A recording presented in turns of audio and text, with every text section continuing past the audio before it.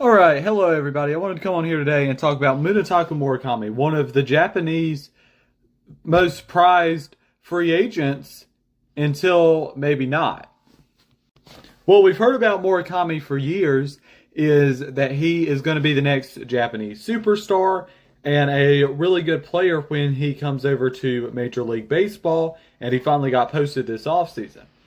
And there's been kind of some concerns with Munetaka Murakami not being able to hit higher velocity, and just kind of a down season compared to last year, even though it was still a very good season in the NPB. Now, he broke the NPB home run record at 22 years old with 56 home runs and 134 RBIs and a 318 batting average back in 2022. In 2023, another good year.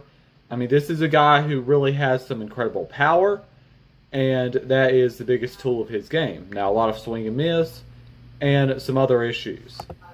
Now, when players come over from Japan, they get a 45-day international signing window to sign. Well, Murakami's is coming up next Saturday. His is going to be coming up, and he has not signed, and there's not really been any rumors of him signing anywhere right now. And there's even a thought that he might go back to Japan because of the lack of offers and interest that he's getting. And excuse me, that date is December 22nd. So as far as teams that are interested, apparently the Red Sox are kind of considered the favorite right now. The Mariners maybe too.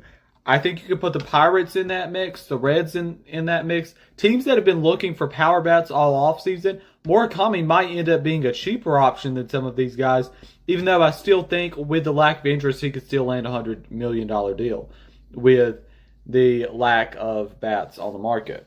Now, MLB Trade Rumors predicted he'd get an 8-year, $180 million deal, and I would be very surprised to see that at this point with the lack of interest that he's had. Ultimately, I do think that he does come over to MLB this offseason. I just don't know for how much and to who, to be honest.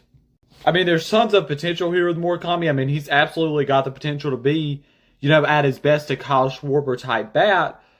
But there's also a risk that he is a high strikeout guy, power doesn't translate, and that he's just not that good of a player when he comes over to Major League Baseball.